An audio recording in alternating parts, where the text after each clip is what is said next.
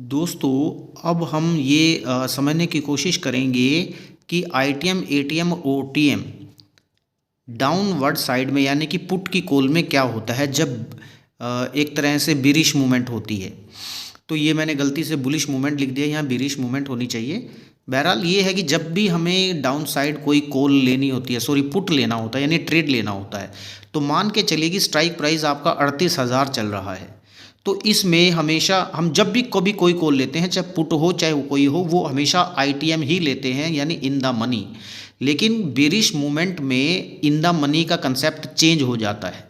यहाँ कंसेप्ट में ये चेंज होता है कि जैसे 38,000 की अगर स्ट्राइक प्राइस चल रही है तो इसमें हम इन द मनी का मतलब है, जैसे इसको सिंपली समझेंगे कि आउट ऑफ द मनी है ये, लेकिन हमें आईटीएम कॉल लेनी होती है। इसमें जो आईटीएम होती है वो बेसिकली होती है 39,000, 38,900, 38,800, 38,700, 38,600, यानी कि 38,000 से जितनी ज़्यादा स्ट्राइक रेट्स होंगी वो सारी की सारी ही हमें पुट के दौरान नेगेटिव सेंटीमेंट जब होती है मार्केट की तब लेना होता है पुट कॉल में यानी पीई कॉल में।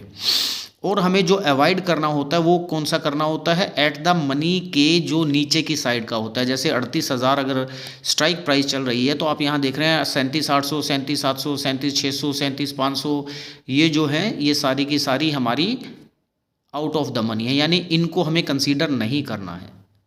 या यूँ कहिए, सिंपली समझिए कि 38,000 अगर कॉल चल रही है, स्ट्राइक प्राइस चल रही है, हमें कॉल साइड में जाना है तो हम इसके नीचे की तरफ जाएंगे।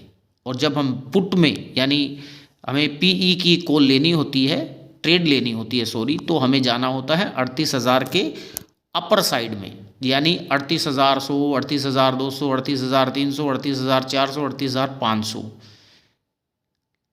एट द मनी का कंसेप्ट ये है कि जो स्ट्राइक प्राइस चल रही होती है, चाहे वो कॉल हो चाहे वो पुट हो, उसके 100 पॉइंट नीचे और 100 पॉइंट ऊपर, चाहे वो निफ्टी हो चाहे बैंक निफ्टी हो, उनको हम एट द मनी ही कहते हैं। और कभी भी एट द मनी पे ट्रेड मत कीजिए, क्योंकि जैसे ही रिवर्सल हो जाएगी, पुट कॉल बन जाएगी और कॉल पुट बन जाएगी, तो वो आउट ऑफ द मनी चली जाती हैं।